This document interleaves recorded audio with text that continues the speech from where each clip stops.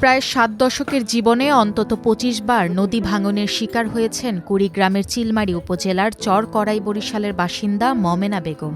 একের পর এক ভাঙনে হারিয়েছেন বসতভিটা, আবাদি জমি, গবাদি পশু।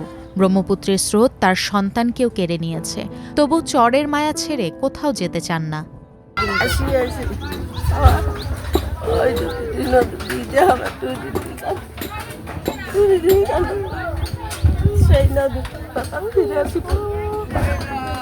গত কয়েকদিনে ব্রহ্মপুত্র নদের তীব্র ভাঙনে চিলমারী ইউনিয়নের চর করাই বরিশাল বিশারপাড়া আশ্রয়ন প্রকল্প ও চর শাখাহাতি এলাকায় অন্তত ৭০টি পরিবার বসতভিটা হারিয়েছে। ভাঙনের ঝুঁকিতে আছে আরও প্রায় ৩০০টি পরিবার। ঝুঁকিতে পড়েছে কয়েকটি শিক্ষা প্রতিষ্ঠান, ইউনিয়ন পরিষদ ভবন, ভূমি অফিস বাজার, নির্মাণাধীন বন্যা আশ্রয় কেন্দ্র, মসজিদ, মাদ্রাসা সহ গুরুত্বপূর্ণ স্থাপনা। কাইলেও ১০০ বাড়ি ভাঙা নাই। গ্রাম আনাম গ্রাম আছে, এই গ্রামটা কাইলে ভাঙলে তো ছুটে ছুটি হয়েছে। আইতেই আমার হয়েছে ডাবি গেছে, থাকারও জায়গা নাই, কি অবস্থা। এগুলো যে নিয়ে যা কোথায় উঁচিয়ে জায়গা পালা করবো আল্লাহ জানে। এদের আর ভারী রতি এখন উঁচিয়ে মাঠ আছে অত্যাচার খোয়ানো। একসময় গোলা ভরা ধান আর গোয়াল ভরা গরুতে সচ্ছল জীবন ছিল তাদের। নদী ভাঙনের পর ভিটেমাটি হারিয়ে এখন মানবেতর জীবন কাটছে তাদের।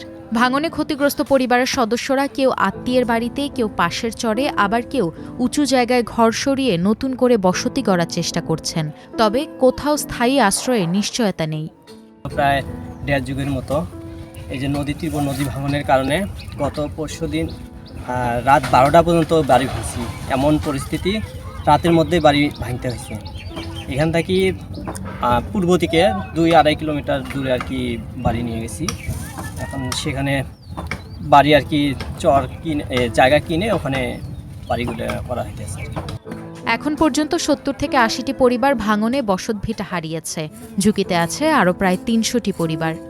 প্রায় ৭০ জনকে আমরা সহায়তা দিছি, শুকনা খাবার, পাশাপাশি জিয়ার চাউল, ৩০ কেজি করে চাউল আর শুকনা খাবারে ১ প্লেট খাবার। কুড়িগ্রাম পানি উন্নয়ন বোর্ডের নির্বাহী প্রকৌশলী রাকিবুল হাসান বলেন, চরাঞ্চলে স্থায়ী নদী রক্ষা প্রকল্পের জন্য তাদের কোনো বরাদ্দ নেই। তবে জরুরি ভিত্তিতে ১৫০০ জিও ব্যাগ বরাদ্দ দেওয়া হয়েছে এবং সেগুলো ডাম্পিংয়ের কাজ চলছে। তবে সরেজমিনে ভাঙন কবলিত এলাকায় জিও ব্যাগ ফেলতে দেখা যায়নি। চিলমারিতে আরও অনেক চর আছে, সেই চরগুলোতেও এই একই অবস্থা।